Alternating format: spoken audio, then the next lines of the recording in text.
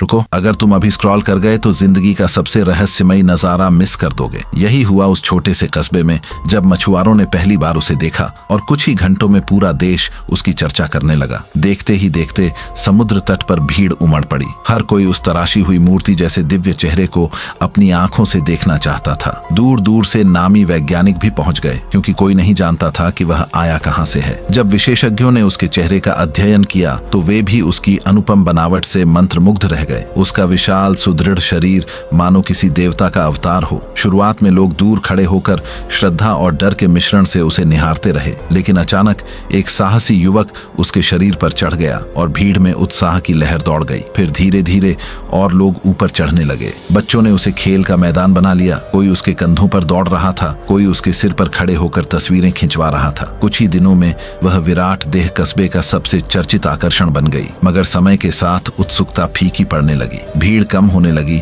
और लोगों की नजर में वह अब रहस्य नहीं, बस एक अजीब वस्तु भर रह गया। उधर उसका शरीर सड़ने लगा, दुर्गंध फैलने लगी, चमकती त्वचा मुरझा गई और उस पर रंग बिरंगे भद्दे चित्र उकेर दिए गए। जो कभी श्रद्धा और आश्चर्य का प्रतीक था, वही अब लापरवाही और मजाक का निशाना बन चुका था। कुछ और दिनों बाद इंसानों ने उसके अवशेषों को टुकड़ों में बांटना शुरू कर दिया। 6 महीने बीतते बीतते लोग उसे लगभग भूल चुके थे, लेकिन कस्बे में उसकी यादें अजीब रूपों में बाकी थीं। उसकी खोपड़ी को एक खेत घर में बदल दिया गया था। बाकी हड्डियां सजावट का सामान बन चुकी थीं।